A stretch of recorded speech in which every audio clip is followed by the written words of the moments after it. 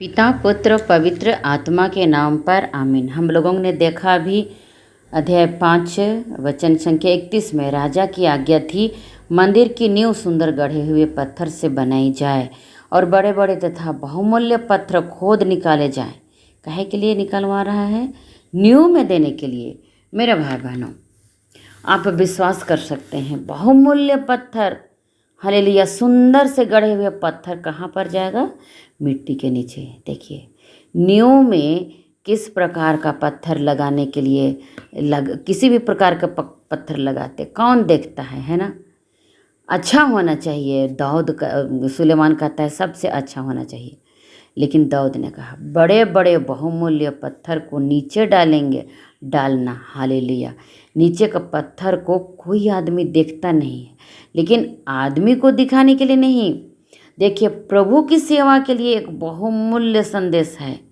नींव मिट्टी के अंदर जाता है, हम लोग कोई नहीं देखते हैं, लेकिन सुलेमान की प्रज्ञा इस तरह उसको संदेश देता है कि प्रभु के कार्य दिखावे के लिए नहीं, मनुष्य के दृष्टि में नहीं आता है, लेकिन ऐसा कार्य को भी सुंदर रीति से करना है ऐसा, क्योंकि हम किसी और को प्रसन्न करने के लिए नहीं कर रहे हैं, बल्कि प्रभु के लिए कर रहे हैं।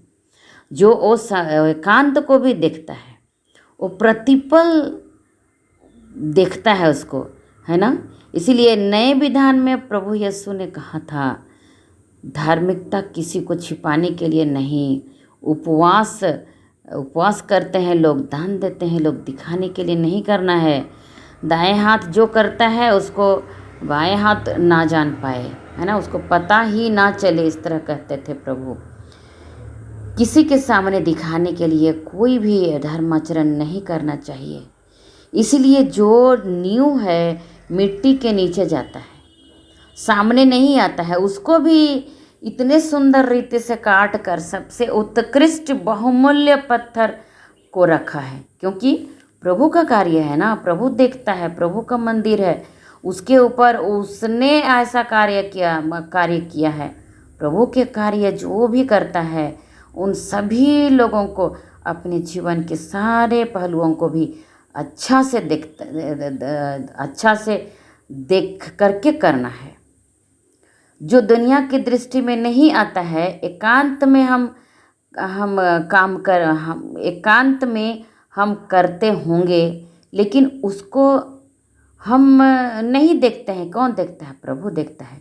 इसलिए हमें सुंदर रीति से प्रभु के लिए करना है। हालेलुया। ये जानना चाहिए कि प्रभु हमें देख रहा है, हम उसके नज़र से छिप नहीं सकते हैं। जैसे विंसेंट डे पॉल कहते हैं, हर जगह वो लिखता था कि प्रभु देखता है, ऐसे लिखता था, है ना? अभी हम लोग देखेंगे राजाओं के पहले ग्रंथ के अध्याय 6 में।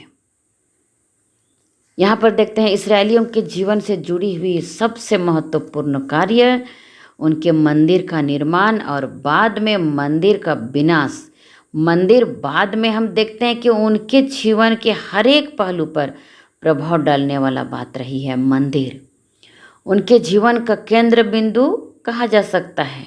मंदिर को, यरूशलेम का मंदिर उस मंदिर का निर्माण है जो दाऊद के लिए एक बहुत बड़ी सपना थी। वो सपना देखा था। प्रभु ने उनको कहा कि तुम नहीं बनवाओगे, लेकिन तेरा बेटा बनवाएगा मेरे लिए मंदिर। अब ये काम यहाँ पर हो रहा है। वो बेटा सुलेमान सर्वोत्तम सामग्रियाँ, सबसे कीमती, दुनिया की सबसे सुंदर उपलब्धि, सबसे सुंदर और सबसे भव्य सामग्री उपलब्ध करा रहे हैं मंदिर के लिए।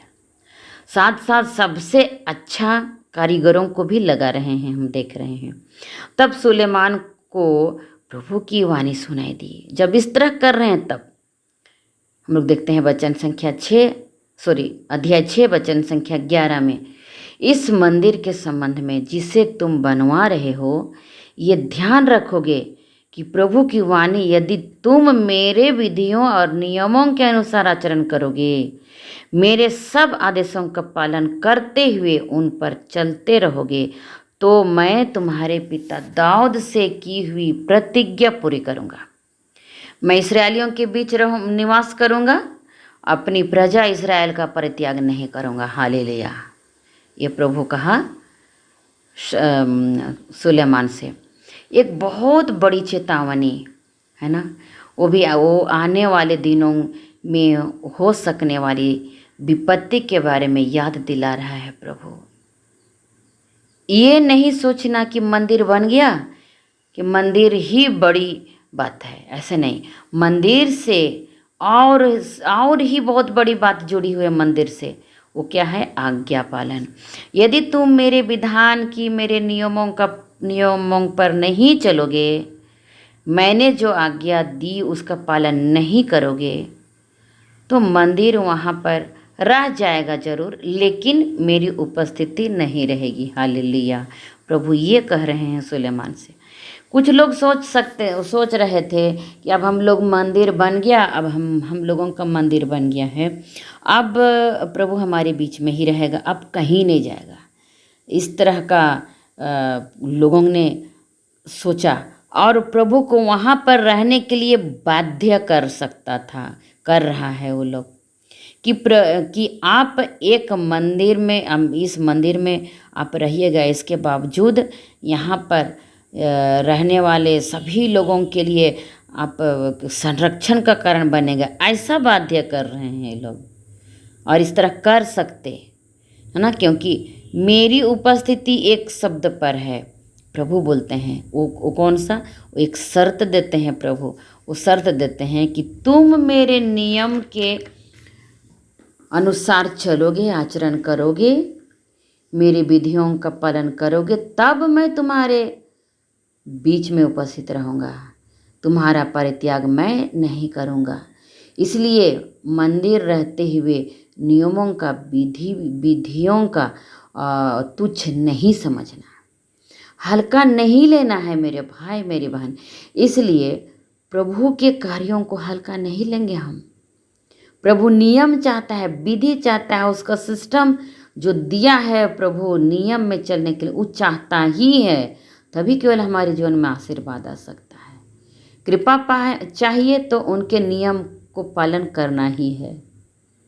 इसलिए प्रभु के कार्यों को हल्का नहीं लेंगे तो एक आध्यात्मिक घमंड आ सकता है। इस मंदिर के कारण आध्यात्मिक घमंड आ सकता है, ऐसा कहता है प्रभु उनको।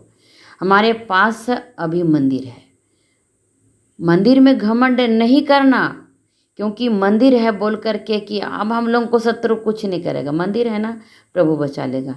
और वे लोग मंदिर को लेकर घमंड करेंगे, तो कहता है कि मंदिर को लेकर के घमंड नहीं करना, विनम्रता से आज्ञा पालन करना, है ना। और कहता है कि नहीं तो व्यर्थाभिमान आ जाएगा, घमंड आ जाएगा मंदिर को लेके। मंदिर को घमंड करते हुए पाप में रहेंगे। इसीलिए प्रभु ने पहले एक बहुत बड़ी सुंदर बात उनको समझाया, और इस समय भी उसको समझा रहे हैं। मंदिर जब बन गया, तब मंदिर से जुड़ी हुई बातें ये है, ये मंदिर ठीक उसी जगह पर बनाया जा रहा है जहाँ पर बनाने के लिए प्रभु दाऊद ने अपने बेटा सुलेमान को आदेश दिया था। याद कीजिए मेरे भाई बहनों। और राजा दाऊद ने इसी जगह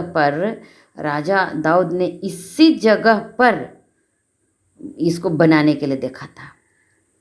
और इस जगह पर क्या देखा था? जब संहार हो रहा था, है ना, जब भारी बीमारी हो रही थी, महामारी हो रहा था, उस समय, महामारी के समय में, विपत्ति के समय में स्वर्ग से उस अबूसी ओरनान के खलिहान पर खड़ा होते हुए दूत को देखा था। और ठीक उसी जगह खरीदते हुए वहाँ पर वेदी बनाकर वहाँ पर बलि चढ़ाते हुए महामारी इस्राएल को छोड़कर चला गया था। बलि चढ़ाया तो महामारी छोड़कर चला गया था। ये बात हम सामुएल के दूसरे ग्रंथ अध्याय 24 में हम लोग देखे। और वो जगह जो है अबूसी ओरनान का खलिहान, वो मोरिया पर्वत के ऊपर में है। हालेलुया। वो पर्वत है जहाँ पर कई साल पहले इब्राहिम ने बेटे को बलि चढ़ाने के लिए प्रभु के कहने के अनुसार ले गया था, मोरिया पर्वत पर। और योर्नान याबूसी योर्नान के खलिहान के पास ये जो खलिहान है ये मोरिया पर्वत है। और आज यही जगह है, ये जगह है।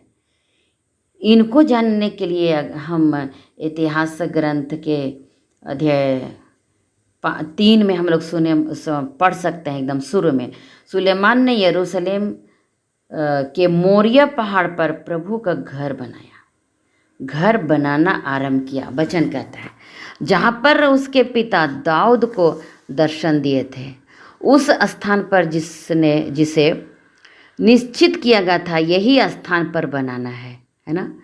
और उस स्थान पर जिसे दाऊद अबूसी योर्नान के खलिहान पर बनाकर वहाँ पर बलि चढ़ाते हुए महामारी इज़राइल को छोड़कर चला गया। जब दाऊद बलि चढ़ाए तो महामारी छोड़कर के इस्राएलियों को चला गया था। ये बात है। हालेलुया।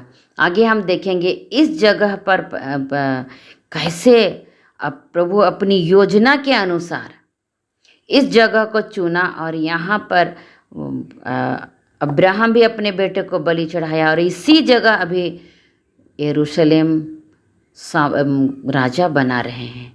हम लोग आगे देखेंगे किस तरह का ये मंदिर बनता है और राजा सुलेमान किस तरह सुंदर भव्य रीति से इस मंदिर को बनाते हैं। हालेलुया।